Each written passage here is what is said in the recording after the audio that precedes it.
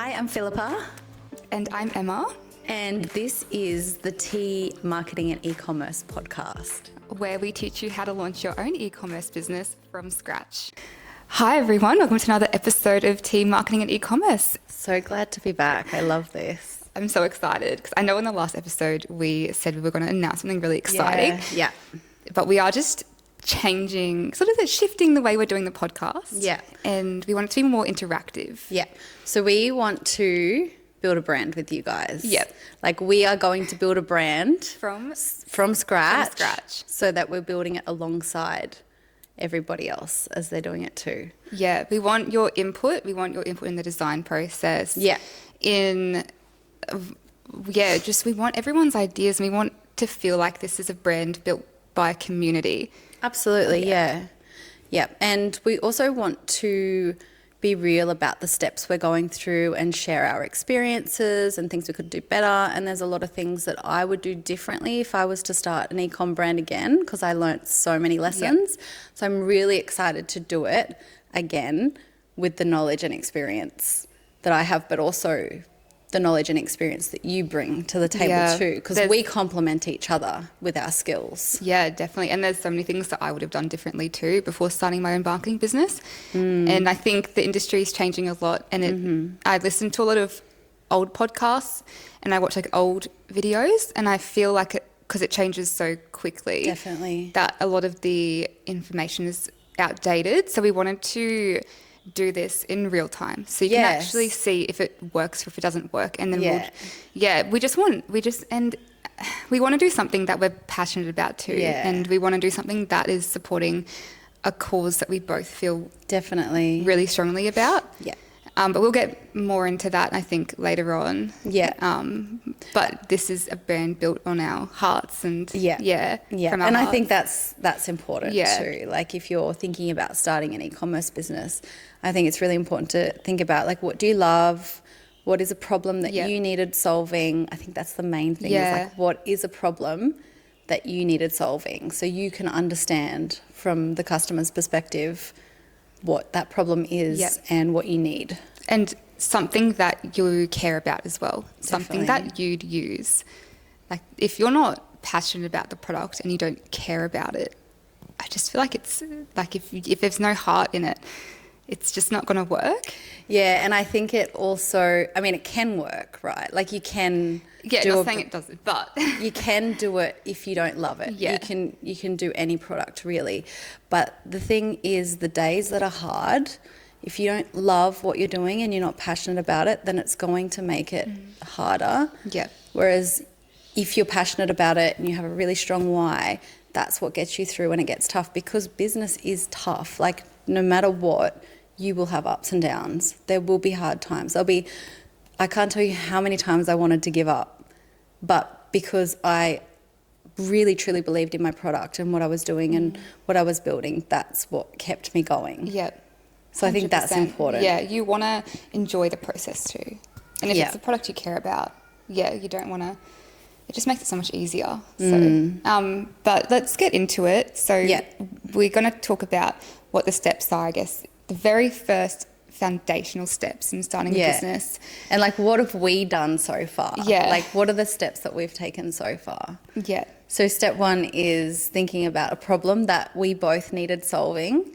So we have come up with an idea of how to solve that problem, and it's also in a category that we both really love and are really excited about. And then it is on to our next step was, looking for a name. Name and a domain. All that, you can get into branding later. We looked at the market as well. Is it growing? We looked at, is this market, is it sustainable in the long term? Is it still growing? Has it been growing in the past 10 years? What are our competitors doing? We looked at the price, the product, the quality, and we found a gap that we felt is really important in this industry, and that's missing. And we'll tell you the industry at a later date. We'll launch it. We'll launch it soon when we launch. And the other really important thing as well is just having you got to do things the right way as well. You have to register the ABN. You have to register the business name. you have to get your insurance. Yeah. Public liability insurance is normally, Yeah. every business should have it. Yep, and product liability insurance. However, we are not professionals, so you would need to consult with an accountant, absolutely, to figure out what sort of structure you want to have, whether it's sole trader, partnership, company. Like, you need to get professional advice Yes, 100%. on what's going to suit you the best and what works for you. There's pros and cons to all of them, so it's really important that you're doing your own due diligence to see what suits you the best. And in regards to insurance as well, I used to always use an insurance broker with my past e-commerce business. Yeah. And that was absolutely non-negotiable for me, because when you import products, you are the one who's responsible for it. You have to have the right insurance, because it lands on you at the end of the day, and it's a much, I guess, more responsibility than if you're just wholesaling a product. So it's really important that you have the right insurances. You have to protect yourself. Yeah. First and foremost. Yeah. Yeah. And get an insurance broker. Like, get some professional advice on what insurance you need, because you don't want to guess that sort of thing. No. And then I guess the next step then is setting up a separate bank account and your accounting. I use Xero for my accounting software, depending on the size of the business. Yeah. I use Xero. Yeah, it's great. And setting up a separate bank account, it'll make your life so much easier when you're looking at your expenses and profits, and it's all in the one place. You'll save yourself a massive headache at tax time when you have to go through and sort everything out, and you're like, oh, I don't know where I spent this and this. You have to, you absolutely have to separate them. Yeah, and then, you start, think about how much you want to invest into business early on, how much can you actually afford to invest, and then put that money into a separate bank account. So then you can actually track it and you're not overspending. So, but again, get professional advice on this. This is just our experiences and things we would do again, and that have saved our bacon a lot of times. Absolutely, So do it, get the right advice from the start. And then when it comes to, because we're specifically talking about e-commerce, obviously you need product. So it's really important to understand how much you need to invest into product. And something that I feel is really important is trying to get the smallest order that you possibly can to test the market first. I've seen so many people invest too much into stock, and then it either hasn't worked because they didn't test the market, or there's been something that needs to be changed. Some kind of law is updated, so therefore it's not compliant anymore, and then they're stuck with stock. So something that happened to me is I over-ordered, and I ended up having to discount the stock that I needed to clear, and I got the bigger order because I wanted the cheaper price, but that bit me in the butt in the long term, because that extra profit I made from the lower price, I had to discount the stock anyway. So you're always better getting a little bit of a higher price for a lower minimum order until you can really test to make sure that it's working. And something that I think is really good advice that I found was, if you can create a product that's already being manufactured and you're just doing some slight alterations, rather than trying to design your whole product as completely unique from scratch, because you've got to invest in things like molds, and it's much more costly. You've got bigger minimum order quantities. So start by testing the market with something that's already being manufactured that you can make into your own. About scalability. Start small and then test the market, see what's working. You don't want to invest everything in straight away, and then your entire budget's gone, and then you've got to have room for error. And as well as just making sure when you're looking at starting an e-commerce business that you do your competitor analysis, and you do look at what your competitors are doing. That's so important, from everything from what are they doing on their social media, what would you do differently, what are they, where are their, who's their target market, who are you going to be competing with them, or are you trying to go into an entirely different market segment? So, and honestly, I use ChatGPT for a lot of it. Oh, ChatGPT. I don't know how I did my last business without ChatGPT. Seriously, it's it makes things so much easier. I put it to work. I really do. And I feel I'm always nice to it though. So I'm always like, please, thank you. Yeah. And also ChatGPT is my therapist. Yeah. So we have a really good relationship. I think it knows me too well now. I think of it ever. Going back to the competitor thing, something that like if you're sort of established who your competitors are, you're doing a bit of research, something that's really cool to look at is their reviews and their bad reviews.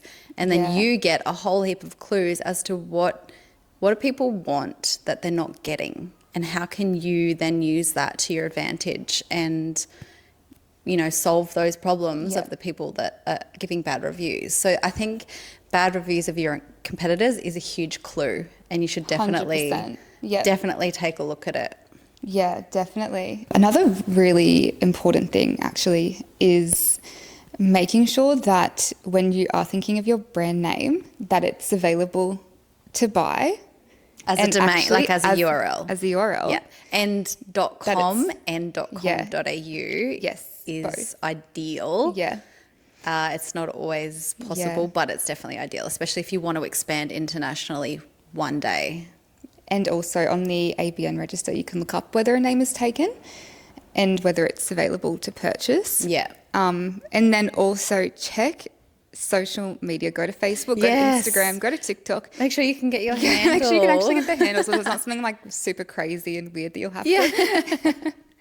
Do your due diligence Yeah. when it comes to Yeah, social the amount handles. of times I've gone, oh, I love this name. And I'm like, oh, it's available. Oh, the name's taken like 10 times on Instagram. So and no one's Facebook. finding So, me ever. Yeah, and so That's a really good point. yeah, make sure you can actually get a name. Like don't be set on a name. I've had my heart set on things before and then I get disheartened. I agree with that. And a name is not everything. At the end of the day, you're building a brand, you're building a community, you're solving a problem. The name is not where you need to be spending most of your energy. It's like, you know, you think about brands like Coca-Cola. That doesn't even mean anything. I mean, I'm sure it does, but you know what I mean? Like it's the name is not. It has to be such a big memorable deal. and and make sure as well. And you can ask ChatGPT this. Just type it in. Like, what does this translate to in other countries? Yeah, because if you do launch internationally, you don't want it to maybe be a bit offensive, because that has happened to brands before where they translated their brand name and it's been offensive in other countries and they've gotten in trouble for it. So and this is thinking about, do you want to be global one day? Because some people want to be intentionally small. So think about your goals. If you want to be international, maybe you don't. It's still a really good idea to think about all these things. We have to wrap up now because that's been over 10 minutes. Yeah, so all right, let's go.